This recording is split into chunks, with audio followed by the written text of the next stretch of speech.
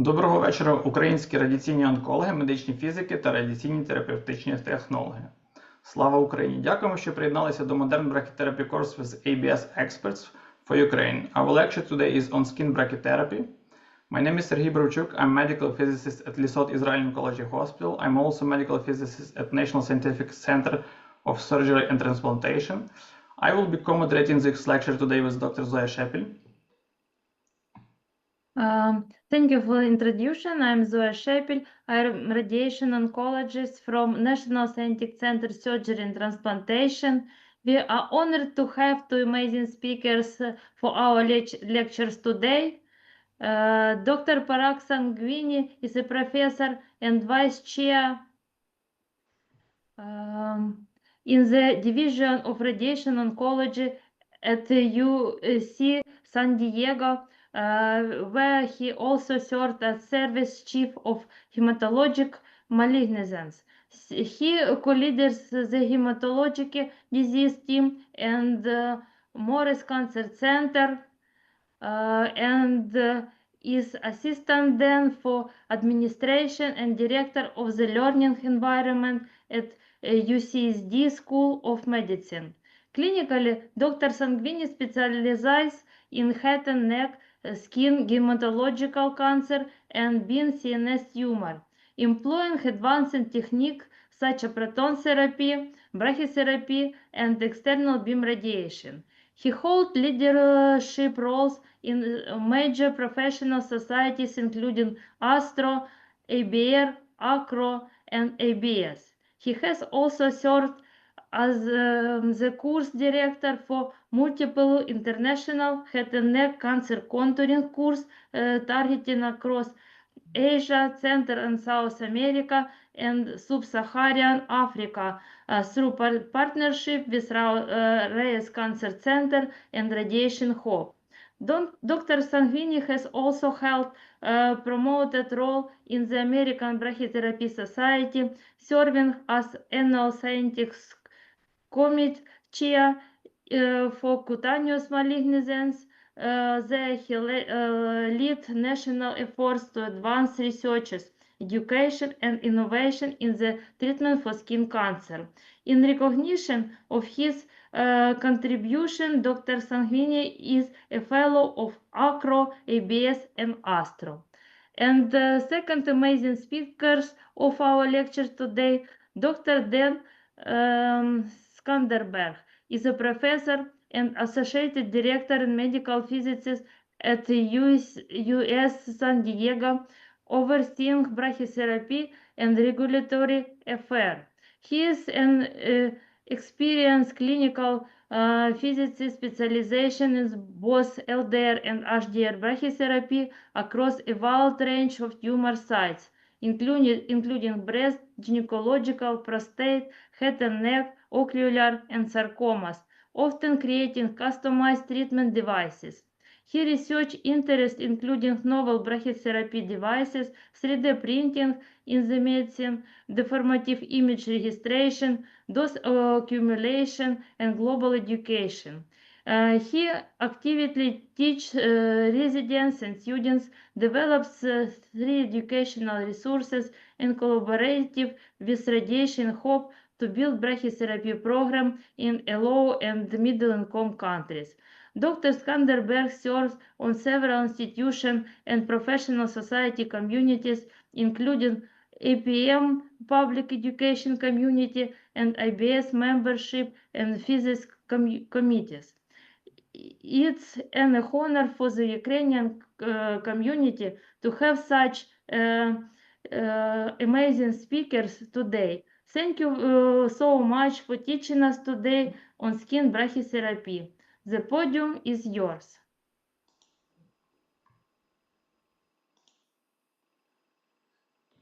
I will stop sharing and you can share your slides. Thank you all so much for joining us today. That was a wonderful introduction and we're honored to be here. Thank you, everybody. What an honor for both Dan and I to be here. We really are grateful for you to spend your Friday evenings with us. And I was just looking at the agenda for the course, and it sounds like this is the first anatomic site, and how appropriate that is, given that this is the largest organ in the body and the most number of cancers that we see of any cancers worldwide, and certainly a problem globally. So our hope today is to kind of impress upon you why brachytherapy is such an appealing option for skin cancers, talk about patient selection, applicators, and then focusing on imaging, treatment planning, and really quality assurance, which, as I'm sure you've heard, is really the key part of any brachytherapy program, is just ensuring that you have really good quality assurance and are able to address errors as they come up. So I'll begin by just talking about skin cancers. As you can see, looking at malignancies, skin cancer is a ubiquitous problem across the globe. And you can see all across the world, including in Ukraine. And so, in skin cancers, unfortunately, rising as our ozone layers, just given global warming, essentially. And so you can see that this is just showing you incidence of skin cancer over time, and you can see both the incidence of squamous cell carcinomas and basal cell carcinomas are rising globally, and certainly in the US. When you think about treatments for skin cancer, I would imagine everywhere, as these are diagnosed typically by a dermatologist, they usually get the first line of refusal on therapy. And so for vast majority of patients, they're offered surgery only, and oftentimes not even offered radiotherapy. We all recognize as radiation oncologists and radiation physicists how well radiation works for skin cancers, and truly is a equal alternative to surgery, which hopefully will impress upon you today. And certainly something that you really oftentimes, especially in cosmetically sensitive areas, so typically I call the T-zone of the face, anywhere around the eyelids, ears, and nose, really a great option at really better preservation of cosmesis. When you look at cure rates across the board in all of published literature for radiation for skin cancers, irrespective of the modality that you use, so whether you're using electrons, whether you're using photons, whether you're using brachytherapy, cure rates typically range on the order of about 90 to 95%. And typically when you're looking at Mohs, the surgeons are going to quote you a cure rate of 97 to 100%. So there's a slight difference, but really brachytherapy is where this difference really goes away. As I mentioned, really, there are lots of options for skin cancers with external beam radiation, whether you're using orthovoltage X-rays, electrons, or photons. And then certainly in the brachytherapy world, options with either HDR brachytherapy, LDR brachytherapy, and electronic brachytherapy. Our focus here is really going to be on HDR brachytherapy today. So this question often comes up. People always ask me, especially the surgeons, when I have surgeons in the learning environment with me, is there any data ever comparing head-to-head comparison of surgery versus radiotherapy? To date, there's only one randomized trial. This was done in the 80s in France, looking at basal cell carcinomas of the face. And you can see a significant number of patients, about 350 patients. And RT technique was really at the discretion of the treating institution. So you can see about half the patients got interstitial brachytherapy, about a third of the patients got contact therapy. So again, this is orthovoltage generally, or superficial X-rays. And a small minority of patients got external beam radiotherapy. And you can see that the 4-year local control rate with surgery was over 99%, and with radiation was about 93%. So a slight difference, as you can see. And in this particular trial, there was superior cosmesis with surgery. Now, I will tell you that really this is an old study, again, with older radiation techniques, typically even in brachytherapy. And there's just not a lot of data available on how patients were randomized in this particular trial, and how the actual treatments were done. This is now just looking at more modern kind of series, looking at just meta-analyses. So these are two meta-analyses published from our colleagues in Cleveland, looking at just, comparing essentially different modalities for skin cancer. So you can see wide local excision, Mohs surgery, and then external beam or brachytherapy. And then there's a second meta-analysis by the same group. They've looked at essentially studies, across the board, across 30 to 40 years. And what you see is that when you look at studies before the 2000s, there is a slightly higher local recurrence rate with radiation on the order of 7 to 21% versus, more modern studies, really show a low local recurrence rate after 5%. And I'll say that the biggest difference here is just use of, anatomic imaging in, kind of delineating tumors. So whether that's using ultrasound to determine the depth and extent of a lesion, or using CT-based planning in patients. So, before 2000s, as you can imagine, everything was clinically based. After 2000s, with more diagnostic modalities and treatment planning modalities available, with the use of ultrasound and or at least a simulation CT has become fairly standard in the management of these patients. And this is just showing you that data across the board. So this is looking at basically when you look at more modern series, local control rates across wide local excision, Mohs, and radiation are essentially very, very similar. There's just very small minor differences in these patients.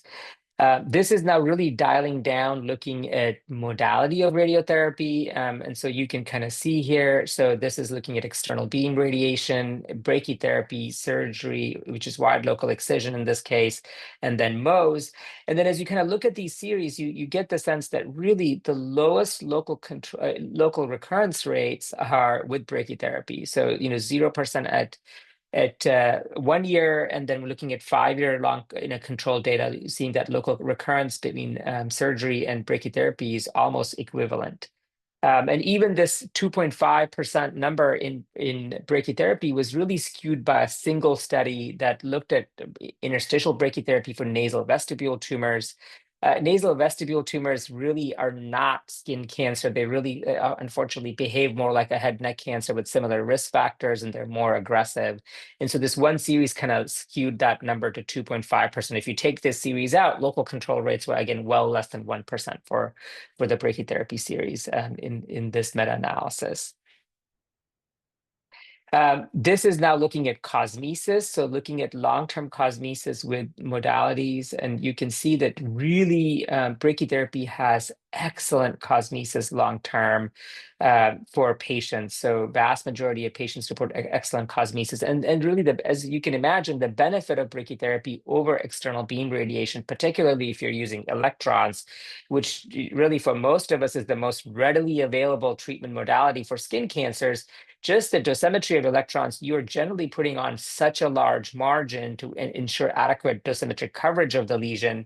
And this is where brachytherapy is going to win all day, every day, is that you can put essentially very, very tight margins, essentially only accounting for your CTV without any margin for penumbra for these patients.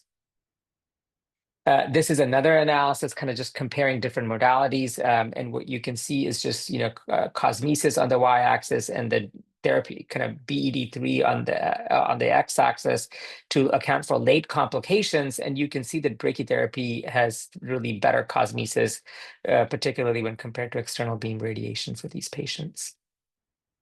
So I think as I think about brachytherapy as the modality for skin cancer patients, one of the things, thinking of effectiveness, right? So brachytherapy is exquisitely effective. We know that. It's a very precise targeting. You are typically treating tumors with a very small CTV margin. You're getting a really good therapeutic dose to the lesion.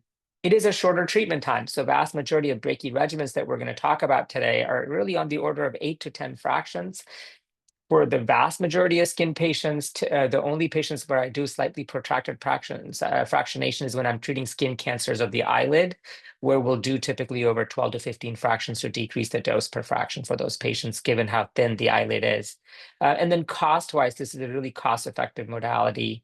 Similarly, when you're looking at cosmesis, again, you can see the benefits of brachytherapy really is that you're treating a smaller volume, especially when compared to electrons. You have a pretty rapid dose fall off. you can really spare particularly the deeper, soft tissues and mucosal tissues really well with brachytherapy, which I think leads into both less short-term side effects and really improved cosmesis long-term for these patients. Now, what are some of the challenges with brachytherapy? And I think that one of the key things is that, as I'm sure you're hearing and are going to hear over and over again, that really in brachytherapy, there is a learning curve. As you embark on brachytherapy programs, no matter what anatomic site that you're going to do brachytherapy in, practice makes perfect. We are all going to make mistakes. And I can certainly tell you that when Dr. Scanderbeg and I started this program now nearly 15 years ago, we had our share of mistakes, including our very first patient where we treated a patient with a skin cancer on the ear, right along the cartilage of the earlobe. And we used, we were like, oh gosh, we'll do daily fractionation for this patient. And this patient really, had grade 3 radiodermatitis. I could see the cartilage. And it took 6 months for the skin to reepithelialize on the cartilage. And our biggest lesson from that was that for brachytherapy, we really could not do daily fractionation at the doses that we were giving per fraction. And we changed our fractionation scheme to 2 to 3 fractions per week after that very important lesson after our first case. Other things about brachytherapy, it's labor intensive. It requires a radiation oncologist, it requires a radiation physicist, and in resource constrained environments, that's a lot of time where you need 2 people with significant expertise to be present at every fraction. Versus the nice thing about an external beam modality for a skin cancer patient is that, the physicist and the physician may be involved in the initial treatment planning, but the treatment is then executed by our therapist, so you're not required to be there for each of the patients. Other things I think is just availability. I mean, you have to have a brachytherapy unit available. You have to have time on the brachytherapy unit to add skin cancer patients. We work in a very busy brachytherapy practice here at UC San Diego, and the vast majority of the time, in the brachy suite is allocated to our gynecologic cancer patients appropriately, as they all need brachytherapy. Which means our skin patients are really squeezed to a very limited time slot, usually before or after the gyne cases. So these skin cancer patients are treated either very early in the morning or at the end of the day. And so really you need to have kind of, the availability of being able to treat patients on a unit. And then patient selection, I think, is really important. We'll talk a lot about this in terms of how I think of patients and how I pick the right brachytherapy modality or just the right modality for the patient based on the presentation of the skin cancer. This is a slide I borrowed from. Sorry, Go can ahead, I just Dan. jump in for one sec? Yeah. No, I think that's great, and it is very labor intensive. I think on the converse side, as I think you'll agree, it is an excellent way to treat the patients, and it is a great way if you're underutilizing your brachytherapy machine. If you have the staff for it, if you have the resources available, it's a great way to get patients off of external beam and put them on a machine that might be underutilized at the time.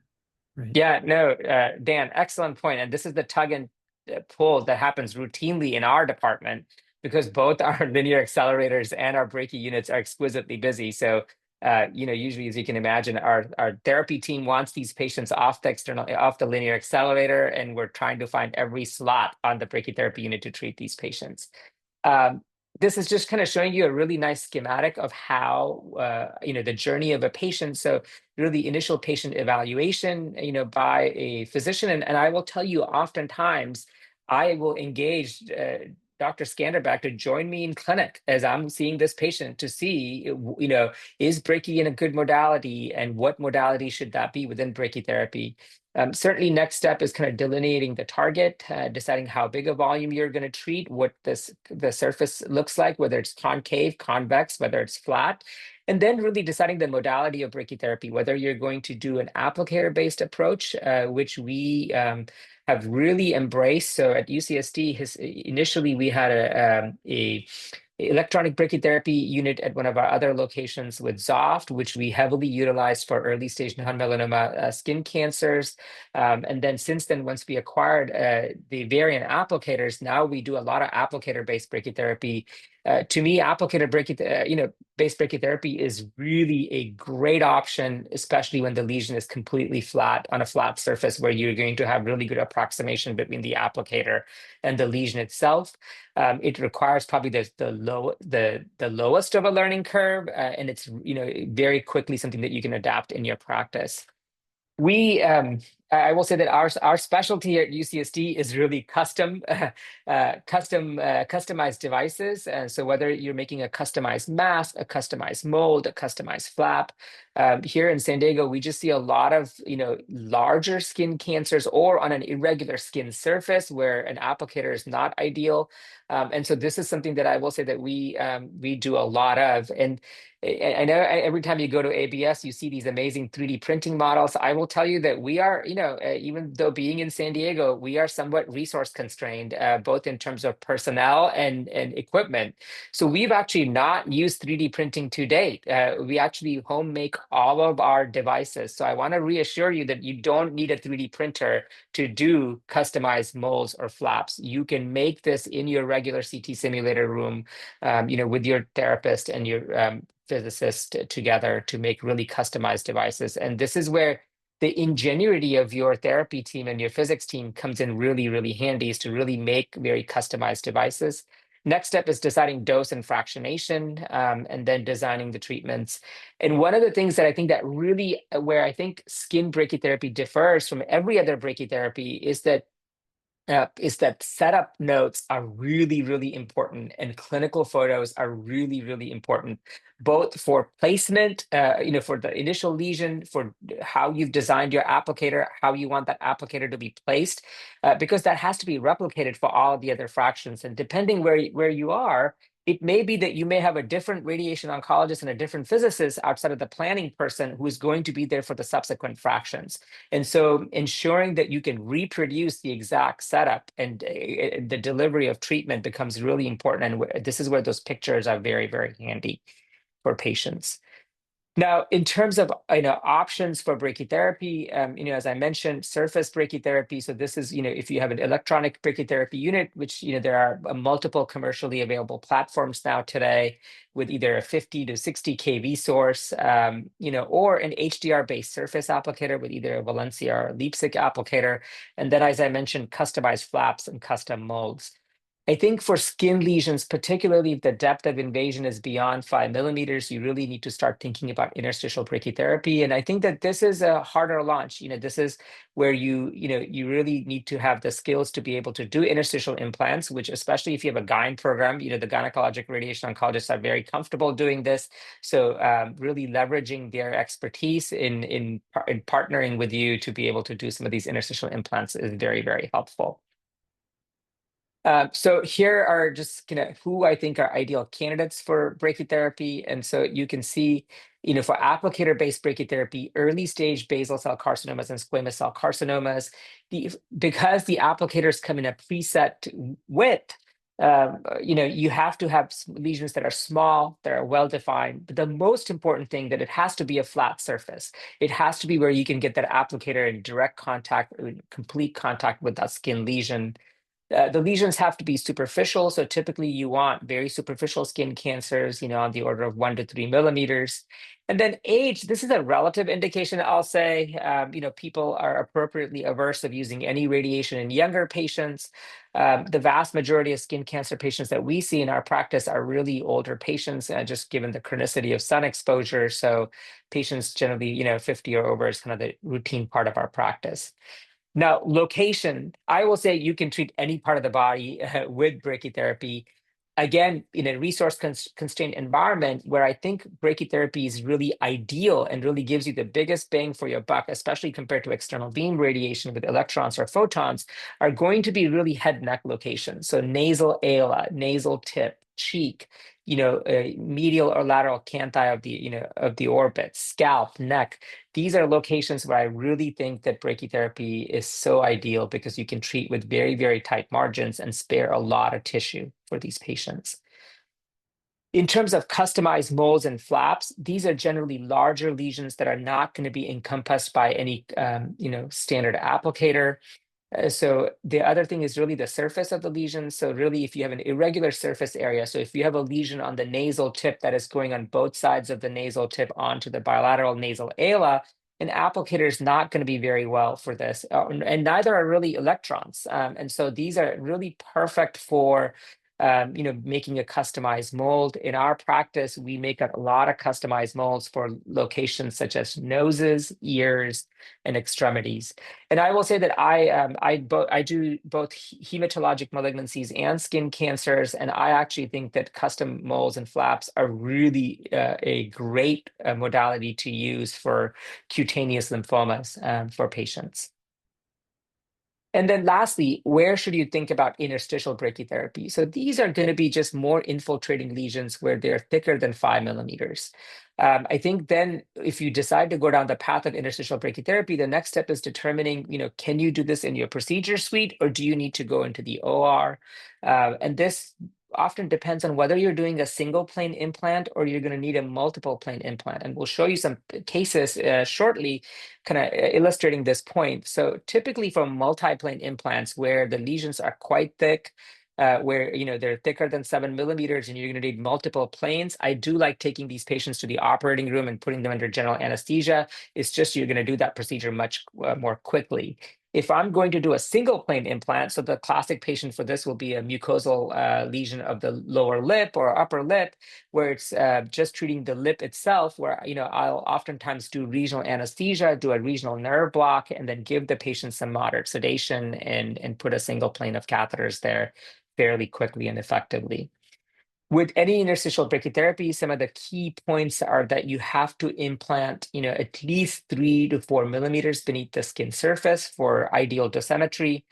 These catheters should be anywhere from 5 to 10 millimeters apart across the planes. And if you're using a multi-plane implant, really, we call this a zigzag technique, where we want the catheters also to be offset, on those planes by 5 to 7 millimeters between the planes. And then if you have cutaneous involvement, so one of my colleagues here in California, Dr. Lykacheva, does a lot of interstitial brachytherapy, and sometimes she'll add a surface mold or a surface catheter to increase skin dose. So if you feel like you're not getting good dosimetry with the interstitial implant, you can always add an additional catheter on the skin surface for these patients. Next, how much should you treat? So really, this is the concept of clinical treatment volume. So as you all know, we need to cover some microscopic extension of disease beyond what you can visibly see to the eye. And there's no real consensus. There's a retrospective series really looking at Mohs surgery from the 80s that essentially looked at how big a excision should they make, to make sure that they get all of the tumor beyond what is clinically visible. And really, this is where this data comes from. So I will say that practices vary across the board, whether you're giving a 1 to 2 millimeter margin or whether you're giving a 10 to 15 millimeter margin. In our practice, typically for a low-risk basal cell, so a basal cell that is histologically low risk, so we typically use a CTD margin of about 5 millimeters. For a high-risk basal cell, so these are going to be, whether if the histologic subtype is an infiltrating basal cell or a sclerosing basal cell or metatypical or micronodular, I'll use slightly wider margins because there's, especially for the infiltrating sclerosing patients, there's almost always occult perineural invasion. So you want to treat a slightly bigger area. And then certainly, I think for squamous cell carcinomas, really the margins really depend. You're taking into account things like the grade of the lesion, if there's lymphovascular space invasion, if it is a recurrence. And then the other thing that really goes into play for me is immunosuppression. Patients who are immunosuppressed just de novo have a higher risk of recurrence and higher risk of subclinical infiltration. And by immunosuppression, this can be either exogenous immunosuppression, so organ transplant patients who are on exogenous immunosuppression, and or patients who have underlying hematologic conditions like CLL or are medications that increase their immunosuppression, like drugs for CLL.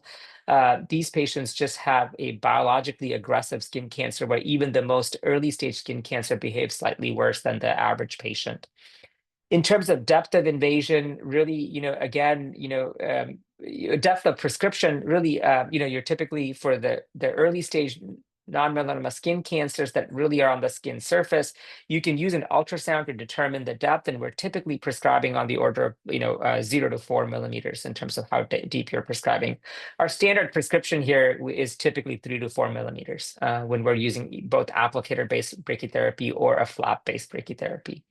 And as I mentioned, some of the prognostic factors that come in as you're making the decisions about margins and depth that you want to treat to. Fractionation regimens. So I'll just kind of share kind of what, what's been published and what we use. So with electronic brachytherapy, the vast majority of literature was doing 5 gray per fraction twice a week for 8 fractions and prescribing to 2 to 3 millimeters depth. With HDR applicator-based brachytherapy, it's 4 to 5 gray per fraction twice a week to 8 to 10 fractions. Our standard here for a low risk lesion is going to be 40 gray and 10 fractions twice a week. For the higher risk lesions, we'll do either 4.5 or 5 gray per fraction twice a week for 8 to 10 usually 8 to 10 fractions for these patients.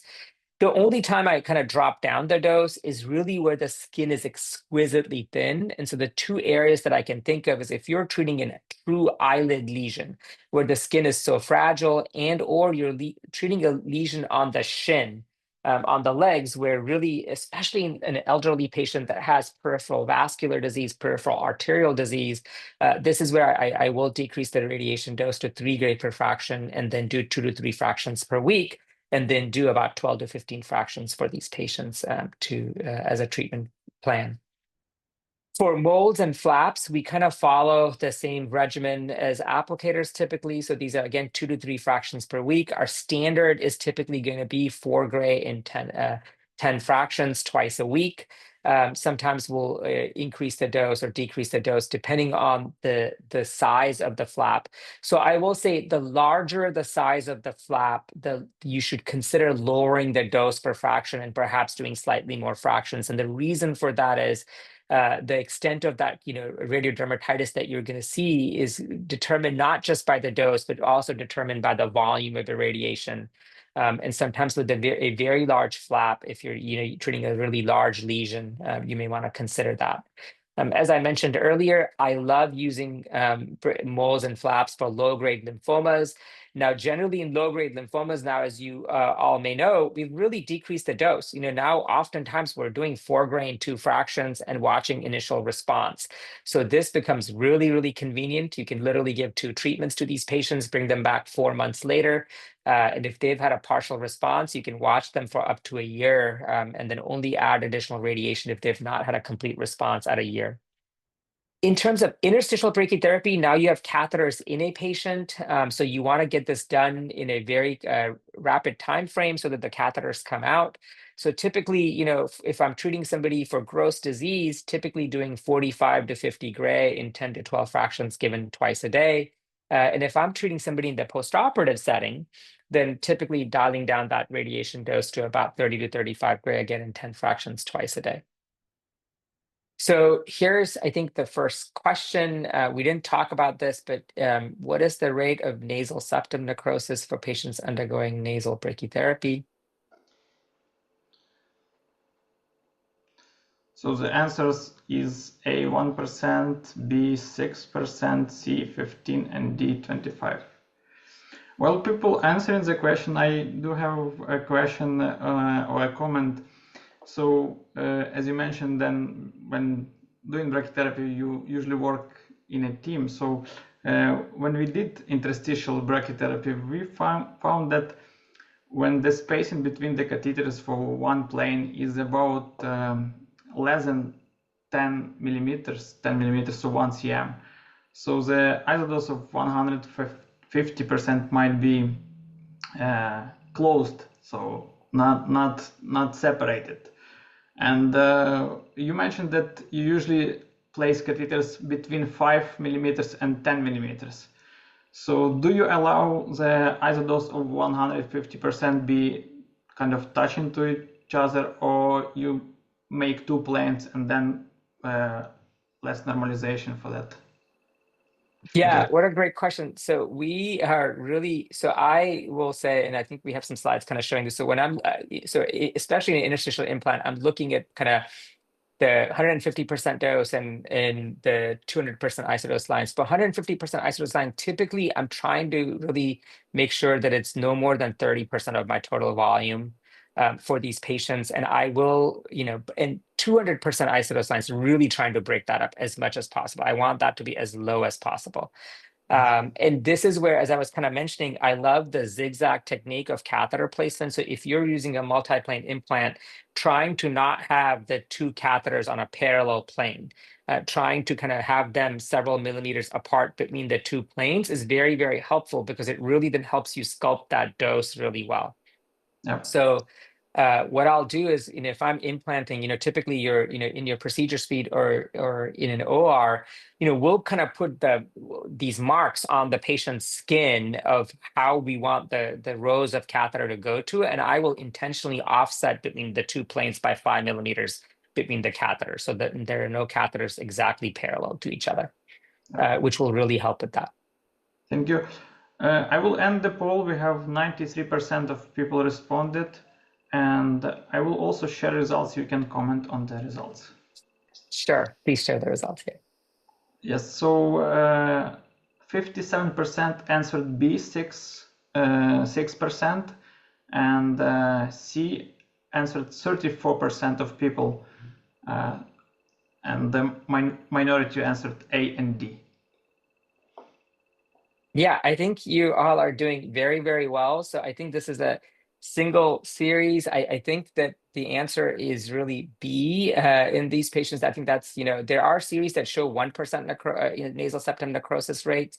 But again, I think that this is where the technique, it really, really matters for brachytherapy. So really, making sure that you are, you're implanting this and really planning that. This is where the dosimetry of brachytherapy really comes in. Is just to make sure that you're trying to minimize those 200% hotspots on the nasal septum itself as if you're treating somebody across the septum.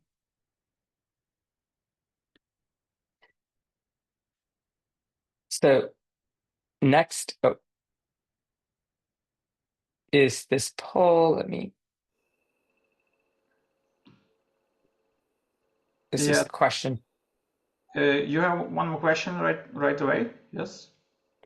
Yeah, I think this, let me see. Yeah. Okay, I can launch this one also. Okay. This is the answer, right, to your question, so. Yeah, sorry, this is the question. I think the answer is already, yeah. Okay.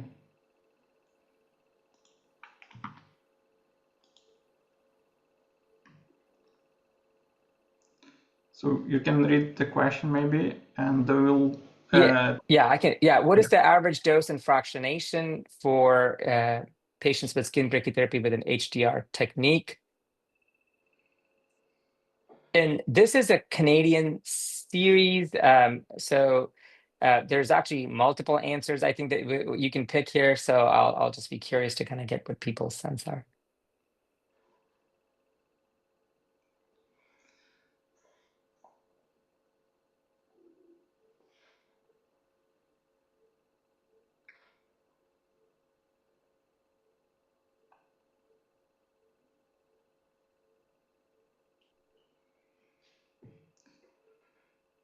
So we have 60% of participants responded. I think I will I will allow for 1 or 2 minutes for this question. It's quite a long question.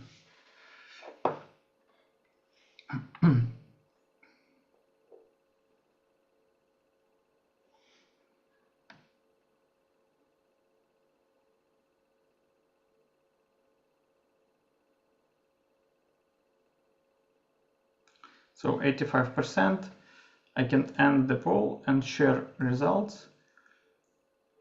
So 51%. Yeah, so this is, I'll preface this by saying this is from Canada, from Dr. Amandeep Tagar. So again, as a kind of moderately resource constrained environment, because as you all know, in Canada, all the radiation oncology centers are essentially centralized. So people drive long distances to get radiation, and there's quite a wait list. So they do really significant hypofractionation regimens in their practice. So they typically do exactly, the first regimen where they do lower number of fractions there, 6 to 13 at 36 to 50 gray. So that's their kind of hypofractionated regimens. Typically not doing BID and not doing standard dose per fractionations in those patients. In the US, I will say that the most common regimen, as I mentioned, for skin brachytherapy is 4 to 5 gray per fraction over 8 to 10 fractions. And some of this is just also the way our billing is set up in the US. So typically in brachytherapy, the most you can typically bill for outside of exceptions is 10 fraction courses. And so that's where, if you look at the old way of treating breast cancer with, partial breast irradiation and skin cancer, these were kind of the standard regimens, was typically doing 10 fractions for this. Okay. I didn't realize this was, okay. Next question, if you could launch this poll too. So this is, what factor most directly determines the prescribed depth of delivery for superficial skin brachytherapy? So option A is the age of the patient. Option B is thickness. This is a straightforward question. I see 100%. And then option C is type of radioactive source. And option D is number of treatment fractions.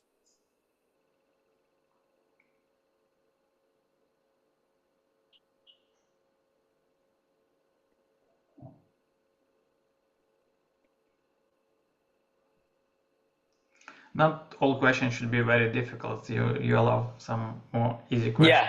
Yeah. So I think almost everybody is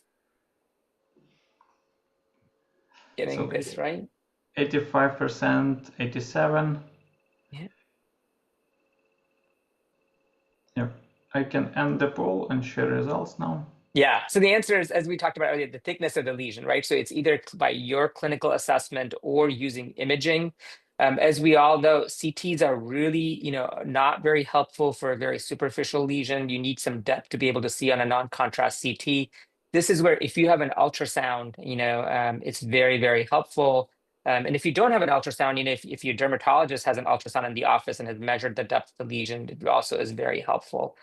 Sometimes our dermatologist will take a picture of the ultrasound that you can use to determine the depth for these patients.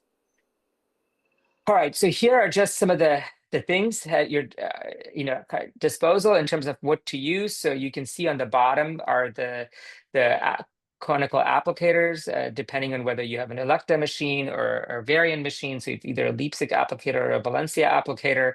They all essentially function very similarly, as you can see. So it's a single, channel essentially for these applicators, so you can kind of get a sense of how the dosimetry is for that. And then you can see on the top are kind of surface molds. So there are commercially available Freiberg flaps that you can get, and you can then cut them and customize them to what you want it to be, or you can make your homegrown flaps. And so you can see some of the flaps, they're made within bolus for somebody with a lesion involving the nose. And then on the bottom, you see either the interstitial brachytherapy applications. And so you can see, these are a couple of my patients, but kind of the picture to the left is a single plane implant. So you can see 4 catheters right through the lip. Now, this is the kind of implant that I love doing in the procedure suite because it just requires just a local nerve block. So in this case, this would be a V3 and a V2 nerve block for the lower branches of the trigeminal nerve, and then giving them some moderate sedation and putting these catheters in. And then the other picture where you see there's a multi-plane implant, these are the pictures I like doing in the operating room. So you can see this patient's in the operating room, basically while we're putting the implant, on the lower lip. And this patient's tumor actually went into the buccal mucosa here. And so you can see that the catheters are going from lip all the way through the buccal mucosa in this patient. Before you go on to the next slide, I'd just like to interject and point out. So it is really important with those single entry conical skin applicators to look at the different devices that your afterloader, your manufacturer offers. So on the bottom, there are 2 with a horizontal entry, and on the right, there's one with a vertical entry. And some of these applicators have flattening filters and some do not. So some of them you can get very pointed, almost like a flattening filter free on the Linac kind of dose distribution, and some are a lot more flat across the treatment area. So it's really important to look at the dose distribution and look what you're getting from the manufacturer, and then also test that when you're looking at the single entry conical applicators. Thanks, Dan. This is just showing you and kind of just the placement. So again, this is courtesy of one of my colleagues, Anna Lykacheva, using an applicator. So just for a basal cell of the nasal ala, you can see how it lies flat on the skin surface. She has some, and you can see all kind of the protective devices to kind of cover the eyes. We use external shields routinely in our practice to kind of cover the eyes, and we're treating the nasal ala for these patients. And This that is one, sorry, just to go Go back ahead. also, just to say, like, you can see this is where it's really, really important to take lots of pictures and set up notes and being able to communicate with the rest of the team. Because if Dr. Sanghvi and I are not there, if we've set this up and we are not there, our colleagues, as great as they are never going to have any idea that, they've got two nasal shields, they've got shields on the eyes, they have the conical applicator, they're in a mask, things like that. So it's really important to document this and make sure that you're transferring that information to the rest of the team, particularly with shielding. If you have nostril shields for these patients, if you've got an eye shield, internal, external eye shield, how you're setting them up to get reproducible setup. So that's my 2 cents for that. And this is a more recent case of a couple of recent cases of ours. So this is where, as you can see, customized molds. You can be very, very creative. So here's a customized mold for something that you're going to treat circumferentially. Dr. Scanderbeg, I don't remember whether this was a finger or something else that we treated with this particular. Yeah, so we treated a penis with this one. A penile, that's what I thought. This Yeah, was so. We've treated penile tumors, superficial tumors of the skin involving the penis. So this is a mold for the penis, and then the other picture that you see is somebody who had a tumor right in the concha of the ear canal. And we tried multiple different applicators. I will tell you for this, this was, I think, our third applicator that we finally felt good about. Initially, we tried to make a customized mold there that covered all of the ear, didn't set up very well. So I think the other thing that one of the things I'll tell you about applicators, that this is something where you get to be creative, and sometimes you have to try multiple times before you get it right. And then I call this the Q-tip applicator that Dr. Scanderbeg made. So it literally looks like a Q-tip going inside the ear canal, and it worked perfectly. We can see with just a couple of catheters embedded in that Q-tip. This is one of my early patients that Dr. Scanderbeg is pointing out. So this is somebody with a multiply recurrent skin cancer. She'd had, this lady was a flight attendant, had multiple Mohs surgeries for this, and now presented with a very extensive recurrence. As you can see, really, extending throughout the nasal skin surface, including going into the columella. And so really, when this patient was seen by a head neck surgeon, she was offered a rhinectomy. There was really no other way to completely treat this area. And so she came to us for brachytherapy, and you can see this is Dr. Scanderbeg designing a very, very nice customized mold to her face. And you'll see that this fits beautifully. I actually got her permission to show you her face. It really helps to kind of see this lesion, so you can see how extensive this lesion was. You can see the customized mold here. The catheters are about 5 millimeter apart. There are internal nose shields. We used external eye shields, kind of showing you some of the views for her. And this is what that beautiful plan looks like. So you can see here, just showing you essentially from 10% to prescription dose for this patient, and you can see how beautifully it conforms to the skin of the nose with really rapid fall off. Right. So the other way I could have treated this patient would have been an opposed lateral beam technique with a half beam block posteriorly. And the entire anterior nasal cavity would have seen that prescription dose. And here you can see how the vast majority of the nasal cavity is beautifully spared.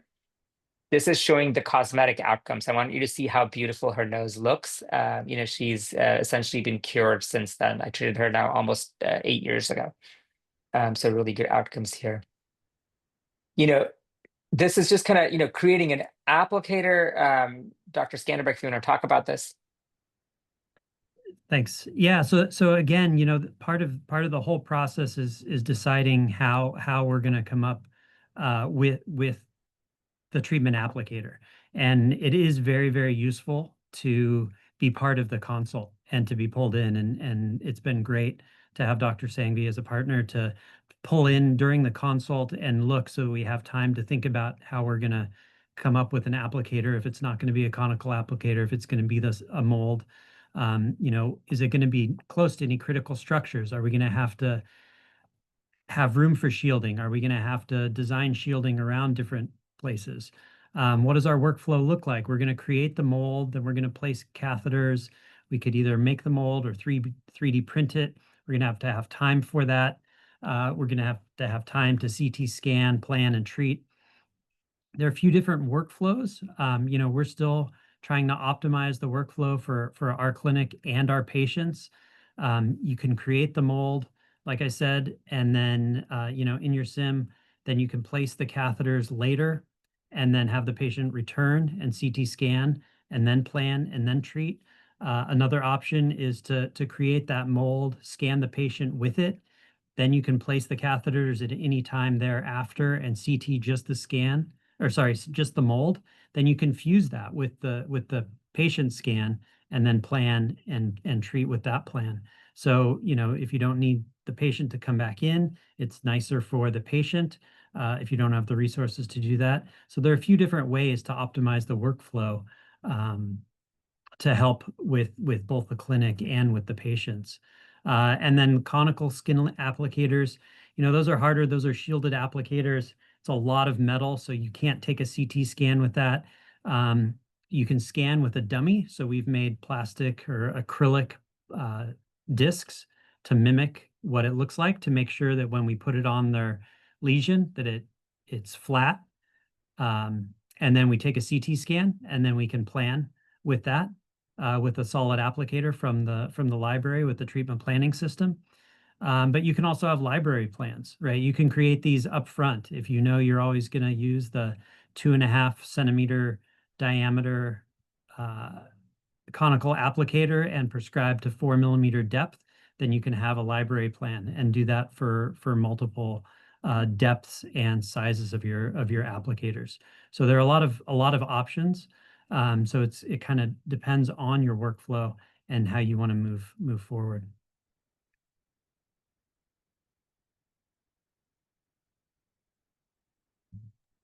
This is just showing you another patient. So this is somebody. So I wanted to show you that the nice thing about custom molds is these can be as large as you want to be. And so this is a patient of mine with just underlying immunocompromised bilateral lung transplant patient who had a very large skin cancer. And I think, as many of you can attest, the immunosuppressive drugs really drive that risk of skin cancer by 6 to 20-fold. And so it had a large skin cancer. It was resected multiple times, had positive margins, and had positive perineural invasion. And so Dr. Scanderbeg designed this beautiful kind of flap on an aquaplast material. So you can see this is how we typically do our CT simulations. So here's just wires kind of placing how we wanted the catheters to look. And then we will implant the catheters later after the simulation, and then bring them back for a CT simulation with the catheters implanted again. So this is where the 2 visits really help. And then now you can again see this. I wanted to show you that when we designed this plan, you can see there's a gap between the mold and the skin. And so we were cognizant of this. So one of the nice things about what you can do is you can actually then use either some Aquaphor or some lubricant, ultrasound gel between the flap and the skin surface. And we oftentimes will do this for very large flaps. Every day before each treatment, we'll put that on the underside of the flap, and then that actually helps conform to the skin surface really, really well. So that's one of the techniques that you can use for these patients to make sure that there's really good approximation between the flap and the patient's skin surface. And just wanted to show you outcomes. So look at that, how beautiful that scalp looks post-treatment. This is 3 months post-treatment. I'm just very, very pleased with this, cancer control outcome. On my part, I'm going to end by just talking about interstitial brachytherapy. And so this is kind of the classic kind of patient that comes to us. So this is a young man with a very advanced lip tumor, T3N0 by staging, was offered surgery, but really, a wide local excision here, no matter how the surgeons did it, he would have lost his oral competence significantly. And this was a big issue for him. So he agreed to a staging neck dissection, but refused surgery for the primary tumor.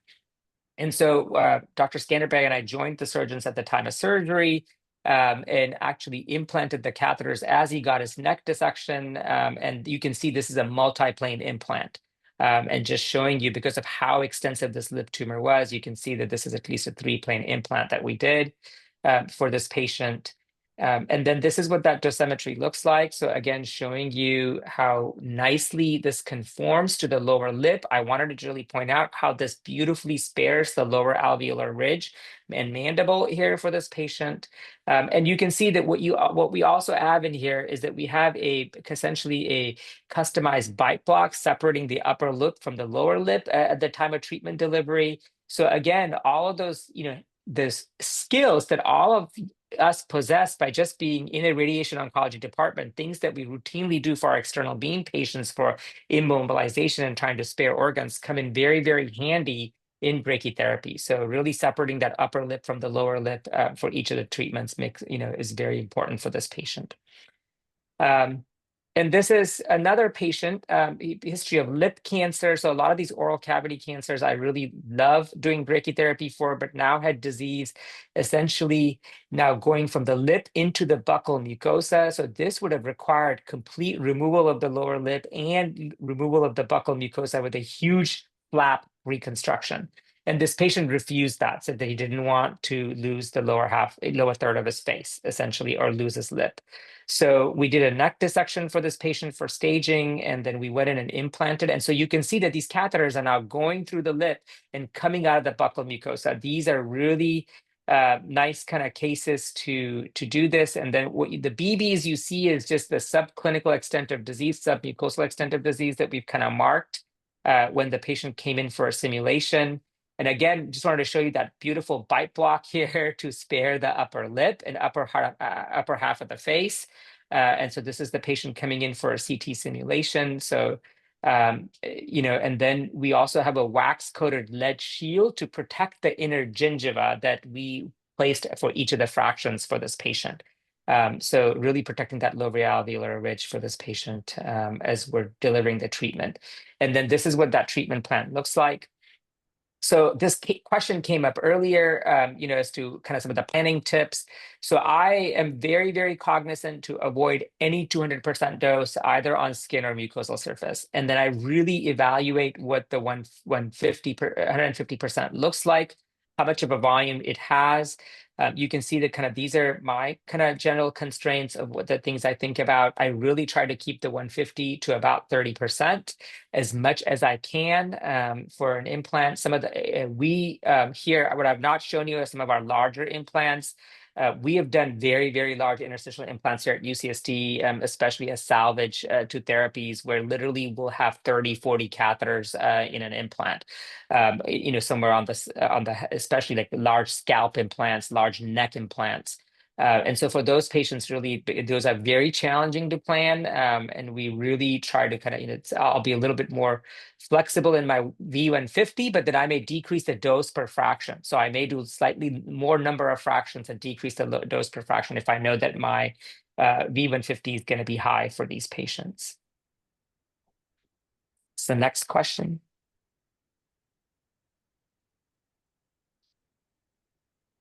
Yes, I will launch the question. So you can read, I think, the question, and we'll wait for. So the next question is, when planning catheter placement, hold on, let me move this. Sorry, I didn't mean to give the answer, but hold on, let's see. Apologies, that's my fault. No worries. I'm going to stop share for a minute then.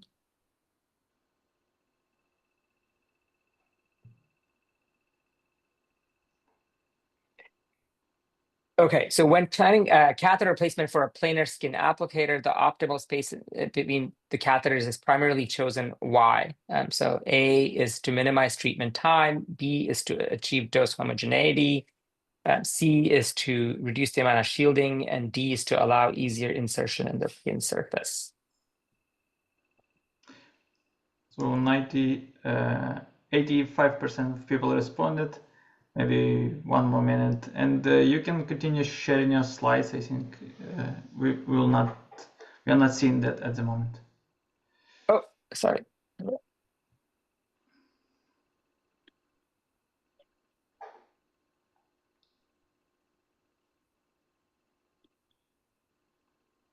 Okay, so can you see that now? Okay, perfect. Sorry, Yes. here you go. So the answer is B, and vast majority of you picked that. So it really is to achieve that dose homogeneity and to avoid hotspots for this, with the patients. All right, Dr. Scanderbeg, I will let you take over. Thanks. Do you want me to stop and have you load yours? Dan, if that's okay. I can if you want to. Yeah, that'd be great. Are you going to drop off? Yeah, unfortunately, everybody, I have to leave for another meeting. But again, thank you so much for your time. And our emails are attached at the very end. So please, we would love to hear from you. Questions, concerns, cases. Please reach out, especially as you're launching your skin and or interstitial brachytherapy programs. We love collaborating with everybody. We love learning from you, and would look forward to any collaborations in the future. And again, thank you for spending your Friday evenings with us. Thank you very much for great Thank lecture. Very sorry that you have to leave, but thank you very much. Thank you. I am going to change computers to, because I don't have the slides loaded on this one. So give me 1 second. And if I drop off, I'm going to pop right back on. I can share slides for you if you would like me to do that. Oh, sure. If you could, that would be wonderful. Thank you.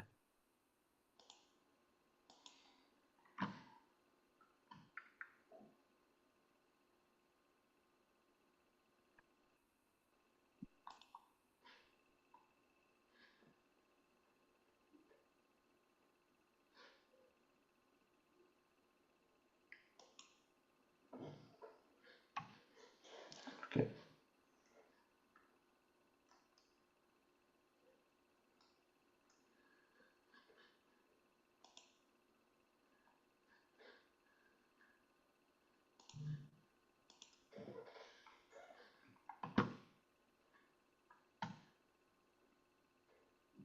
You can also request control and advanced slides, or I can advance it. Okay, let me see.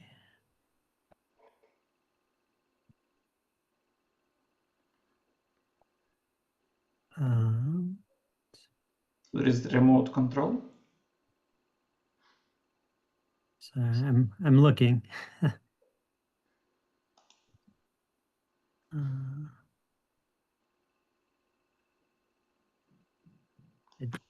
don't see it at the moment.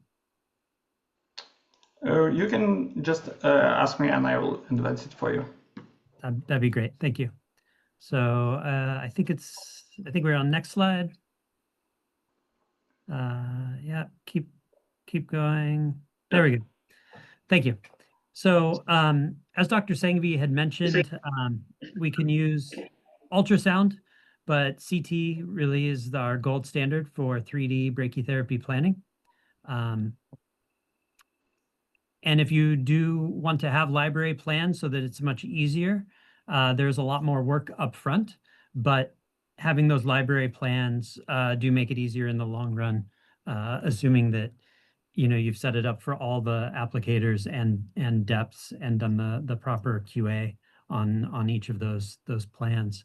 It would be very, very similar to doing the same thing, for vaginal cylinders or tandem and rings, things like that have a known geometry, a fixed geometry. And so setting up those plans ahead of time.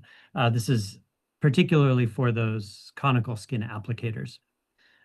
You can do it for some of the flaps if you know that you have you know, a ham or Freiberg flap with a certain geometry. So say it's going to be a 6 centimeter by 6 centimeter, and you set it up to a depth of 4 millimeters, 5 millimeters, then you could also have that as well. So if you have those applicators, and those are some standard sizes and depths that you're going to treat, then it might be nice to set up those library plans. Next slide, please. Just when you're preparing the imaging modality for brachytherapy, it's really important to do, you know, verification tests. So you want to verify the geometry.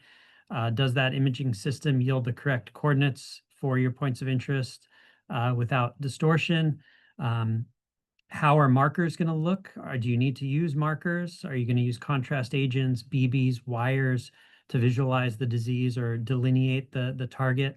How do the applicators look on your imaging modality? And then how are you going to define your dwell points or your digitization of the applicators? So, you know, it's really important to test these things before you start your program, before you have your patients, so that you have standard protocols for your ultrasound, for your fluoro, for your CT, if it's the correct KV, MAS for what you're looking at. Slice thickness. I do like thinner slices for brachytherapy in general, particularly if you have an interstitial implant and if it's perpendicular to the axis of the CT scanner, right? So if my implant is implanted in the plane of the CT and I'm taking my slices this direction, soup to inf, that's great. And you can reconstruct that really easily. If you have very narrow catheters that are running perpendicular to the axis of travel, your soup inf, if they're running lateral to that, when you do your CT scan and coming through here, it's really nice to have thin slices to make sure that you're getting a good representation of your catheters and a good digitization. And then also just testing, you know, to make sure that your images are transferring to the treatment planning system correctly. Do you have all that information? Next slide, please. The applicator digitization, right? So we can do that manually. We can also do it. A lot of the treatment planning systems have solid applicator libraries that you can use that. That's particularly useful for the conical skin applicators. That's shown in the bottom picture there. Because those have a lot of shielding, those have a fixed geometry, and commissioning that, you know, you're going to decide where that dwell position is going to be. It's usually offset a centimeter and a half back from the tip, or if it's the horizontal entry, you're going to have to make sure that that's kind of centered in your applicator to verify your dose distribution. Typically with those conical skin applicators, because there is so much shielding and you have a solid applicator library that the manufacturer has entered, you know, through CAD, that's very accurate for that applicator. We're going to start using TG186 versus TG43. So TG186 is the dose calculation algorithm for inhomogeneities in brachytherapy. Typically, we're used to TG43, where everything's considered homogeneous and it's all water. But as we start getting to some of these skin applicators, and especially around the skin where you have lack of backscatter at the skin air interface, you'll start seeing differences in your calculation between TG43 and TG186.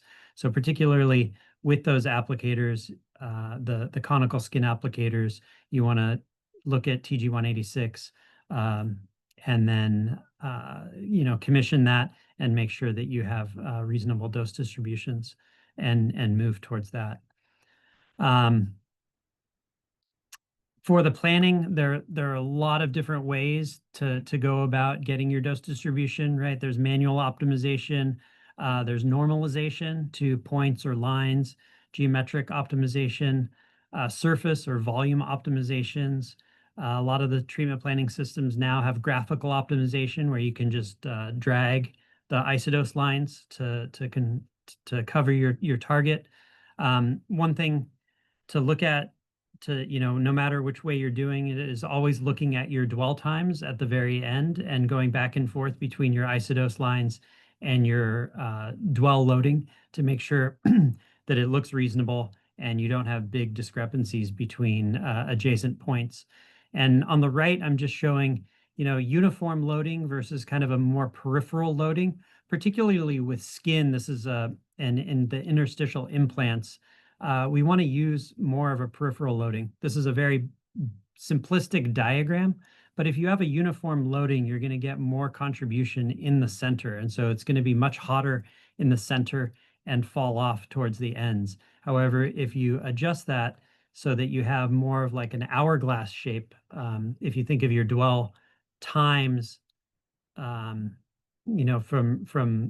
large to small, if you have that kind of hourglass shape at the ends, you're going to have more time, and in the middle, less time. You're going to get a more homogeneous dose distribution shown there in kind of the bottom figure. And this is just showing it here. This is a scalp treating the vertex of the scalp, and it's a pretty flat dose distribution across the area that we're trying to treat. And again, here the two triangles are kind of representing that hourglass shape, and you can see that's in our dwell times, how we have higher dwell times towards the ends and a lot less in the center to try to get that uniform dose distribution. So here's just some different examples with the middle picture is the TG186 versus the TG43 on the right. And so again, showing that there are differences in those dose calculation algorithms. And typically you're leaving the same, it's not changing a whole lot with how you're prescribing, but it is a more accurate representation. So I know we're coming close on time. Oh, we can go through the last question and then.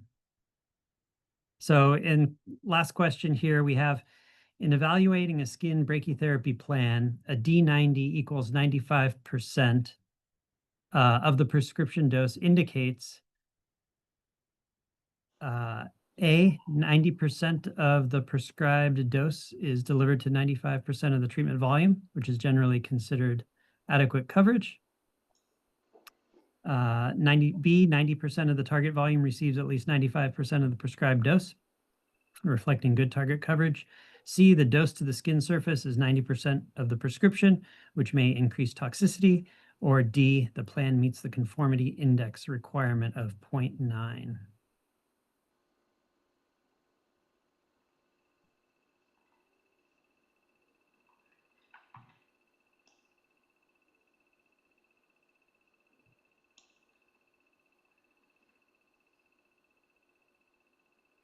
So do you use now all treatment plans with TG186 or some still with TG43? No, so we do. So I've commissioned TG186 only for the conical skin applicators. Okay. So we only use it for that. So again, we have it and we could use it. We don't have any shielded like gynecological applicators. If we had shielded cylinders or shielded ovoids, something like that, I would definitely incorporate it. But all of our data to this point for other sites has been based on TG43. Yeah. And I think until we get more data coming from societies, JEC Estro and ABS and, Astro, AAPM, Estro, things like that, it's great to collect that data, and we can definitely run TG43 versus TG186 and collect that data and see what it looks like. But I'm very reluctant, and I think most people are, to change the way we're prescribing or how we do normal practice for other sites like breast and GYN and things like that. But I think definitely with the skin applicators, particularly those conical applicators with the shielding and how they're designed, and the lack of backscatter around those areas, it is more accurate to use the TG186. Yeah. So we had 83% of people answered, and the majority answered B. Also, the close answer is A here in the replies. You can comment on that. I will end the poll and share the results. Perfect. So typically, actually, if you can go to the next slide, please, it actually shows our answer.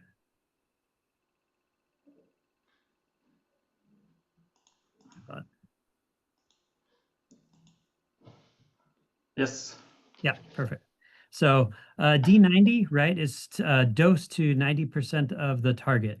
And so a D90 equals 95 is showing a 90% of the target volume receives at least 95% of the prescribed dose, which would be very good target coverage.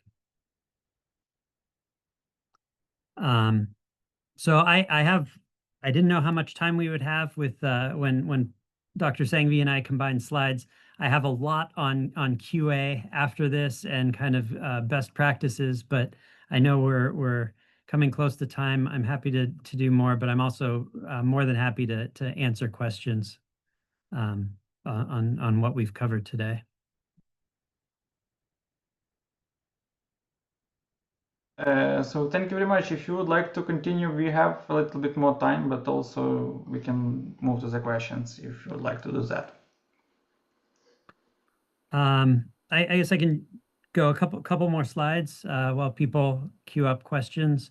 You know, I think some of the biggest things with skin treatments in particular, you know, there are a lot of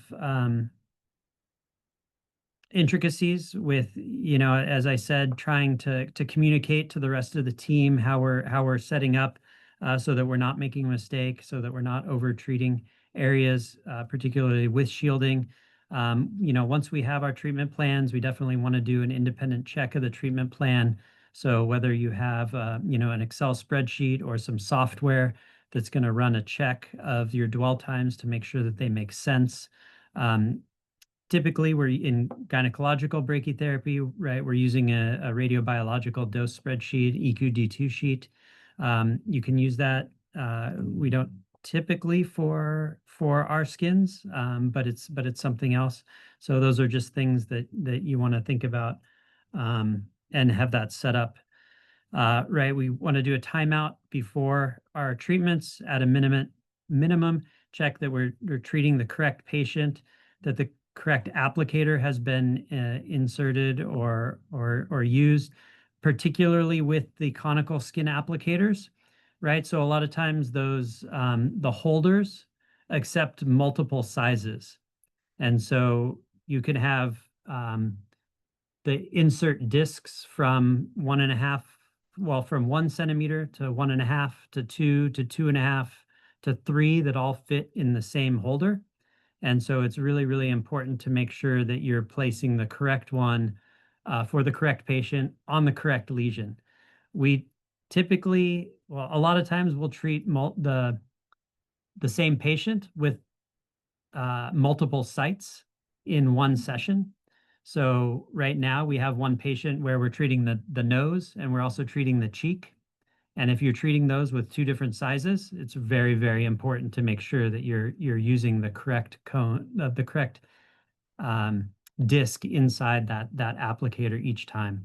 So really important to have, you know, a good timeout, a good checklist, a good second check that somebody else is checking your connections as well to make sure that you're using the correct one. So you can go to the next slide, please. Yeah, so we do have, you know, HDR brachytherapy in general. It's right, we're placing that source close in or on the tumor. It's a highly active source, highly radioactive source. We're getting a fast fall off, and in skin particularly, you know, those millimeters count. And so, you know, placing that, we want to make sure that we have good conformance with all of our applicators. You know, some of the tricks I can say that we've used, you know, tape is great to hold some of these applicators down, but again, you want to get rid of any of the air gaps. A lot of times we'll use some like ultrasound gel or a gel and put that as an interface to make sure that we're trying to get nice conformance. And we'll use Coban, so like a tight wrap that we can wrap around the patient to secure it in place. That seems to work a lot better than tape. And also, sometimes we'll use masks. Sometimes if a patient is not super compliant or doesn't understand directions, and we've got a conical skin applicator that's pressed against their face, and they want to move away from it, then we might use a head frame and a mask to keep them in place, and then put the applicator against that. So, a lot of different tricks you have to think about, the patient, the workflow for the clinic. And again, we can go through a lot of the TPS applicator commissioning. But in general, right, when you're setting up a program, you want to make sure that you've tested everything. It'd be great to do simulation runs before you actually start treating that first patient to make sure that you've worked out all the kinks, to make sure that you can deliver a plan to the patient safely and effectively before they even set foot in the door. So one last thing that I'll say about the molds: when you make the molds and place catheters on there, you also want to think about the curvature that you have, right? So the afterloaders have some trouble with a lot of curvature. So you want to make, when you're putting those applicators and you're treating irregular surfaces, you really want to make sure that you aren't putting too much curvature in those catheters, so that the afterloader wire will be able to clear it and make that. Otherwise, you're making a mold that you're not going to be able to treat. And that can be part of the QA process as well, is to try to deliver it on that mold after everything's been made, before you actually put it on the patient and find out that you can't actually deliver it in one catheter or all the catheters, things like that. So keep in mind the radius of curvature and keeping the curvature kind of down. One thing that does help with that is keeping those transfer guide tubes as straight as possible to reduce friction as the wire moves through the transfer guide tube out towards the applicators. So why don't I stop there, and we can open it up to any questions, and I'm happy to answer. Yes, thank you very much for the great lecture. We do have questions in the chat. So first, do you treat patients with fractions with 7 gray or more per fraction? And if you do so, how many fractions do you give for that fractionation? We do not. 7 gray is a pretty high dose. I think the Canadian studies were looking at the 7 gray, and I think it was a lower fractionation. Now I can't remember off the top of my head if it was like 6 to 8, somewhere around there. Our typical regiment is 4 to 4.5 gray times 10. So usually about 10 fractions, 4 to 4.5 gray. If it's more invasive, 4.5 gray. Not invasive, 4 gray. And like Dr. Sanghvi said, probably about twice a week, so that the patient has time. We have time between. We tried going at a pretty high fractionation once a day, and it luckily it turned out okay, but we don't want a repeat of that. It's better to have it spaced out with a few days in between. Yes, so there is a comment from doctor who asked this question, Svetlana Yurcheshina, that similar maybe to the Canadians you refer to, that they use that fractionation for patients who have a long way to travel and could not make it to the hospital twice a week. So that is for skin 7 gray or once per week actually. And also I did ask in a chat during the lecture, and we did in the past, and some of our colleagues still also do, fractionation every day. So you referred to as a mistake. We would like also to have that opinion from you and from Dr. Sanghvi, that did you also never treat now patients every day? We do not. I mean, I'm not sure what fractionation or what dose you were using, but we were using a high dose. And again, it was, you know, it was the ear. There wasn't a whole lot of skin there. But slowing it, we've treated multiple like ears and noses since then, with spreading it out to, you know, only twice a week, maybe 3 times a week, and found the cosmesis is quite good, and we haven't seen anything nearly as reactive as that prior patient, and still the outcomes have been excellent. So I think, you know, anecdotally from what we saw with that patient and our other patients, we've gone to spread it out and go away from the daily treatments. But you know, if you have great results with that, you know, I'm not saying that that's. So the main concern would be that we would think about recurrence of that if you're treating twice per week or more spreadly. Yes. And so we've had, you know, we started maybe 15 years ago or so, and our rates are quite good, along lines with the literature. So Yes. Thank you. yeah, we've been happy with. If anyone have a question, also you can also turn on your mic or turn on your webcam and ask a question yourself. If for the moment not have a question, I would like to a little bit clarify with a question I had at the beginning about the dosimetry. If you have the spacing between the catheters 1 centimeter or less. So in my mind, for one plane, if Dr. Sanghvi was speaking also about multiple planes, but in one plane that should give the isodose volume of 150 reasonably large. And also when you have your constraints for volume of 150 and 200, I was wondering if you include the catheter itself in that volume, or that is, or you somehow contour the catheter itself and take out of the volume for those constraints.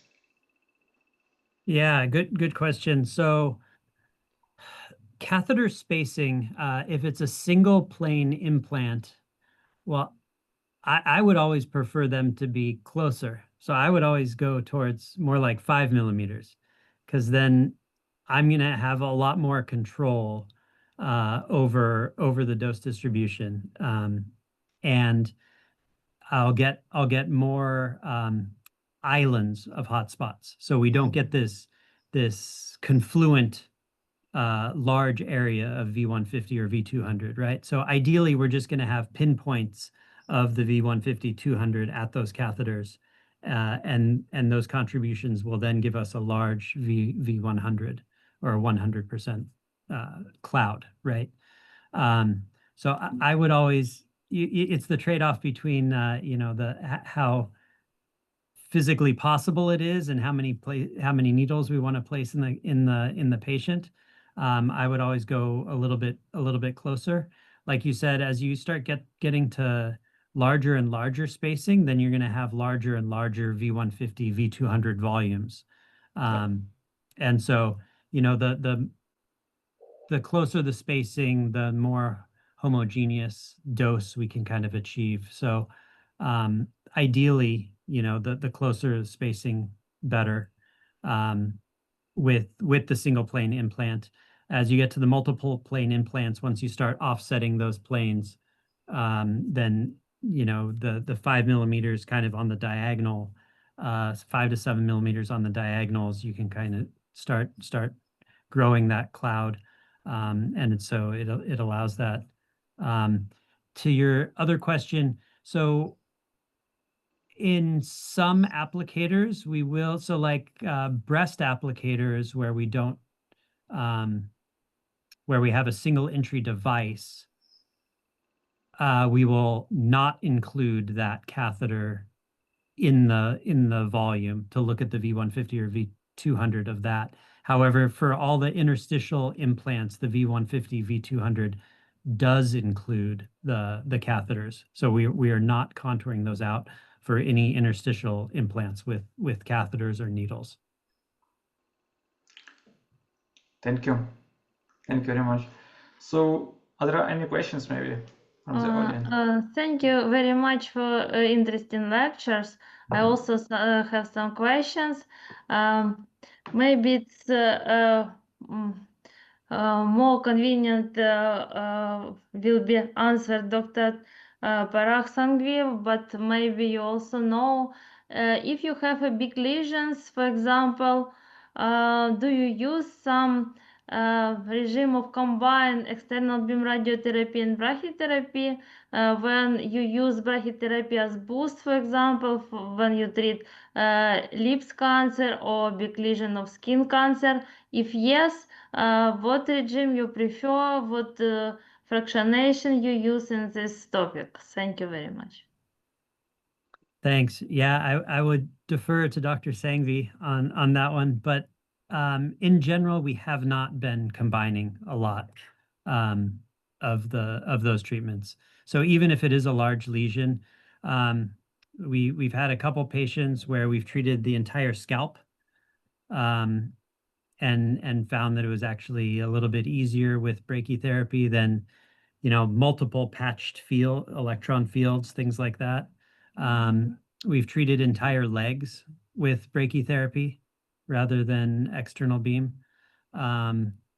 So in general, I think we've really separated the patients getting external beam with brachytherapy. So I would defer to him if we were going to combine what his dose and fractionation would be. And for those lower lip cases, do you use external beam for treat lymph nodes in those cases, or that was mono brachytherapy treatments also? Those were mono brachytherapy treatments. Yeah. Thank you. Thank you very much. Thank you for a great lecture. If there are no other questions, then we would like to once again thank you for your support and for teaching us today about skin cancer. I know that some centers in Ukraine already do use brachytherapy for skin lesions, and I hope we will expand that with afterloaders, because we are in the process of renovating brachytherapy, I think, in Ukraine, and given new equipment will be expanding our possibilities of treating skin cancer, I think. Thank you very much, and very appreciate your time and very appreciate your sharing your knowledge with us. Well, happy Medical Physicist Day, Medical Physics Day, and to everyone. And thank you so much for the invitation. It's really been great to talk to all of you and meet you, and look forward to as Dr. Sanghvi said, please feel free to reach out. We're more than happy to help with any programs in the future, any questions that you might have. So thank you. Thank you very much. We'll share your emails if you would like so, and if you are happy to answer all the questions, I'm sure our participants will have those questions for you to answer. Thank yes, you. More than happy to. More than you can share both of our emails. That'd be just fine. Thank you. Thank you. Bye. Thank you, one more. Have a good day.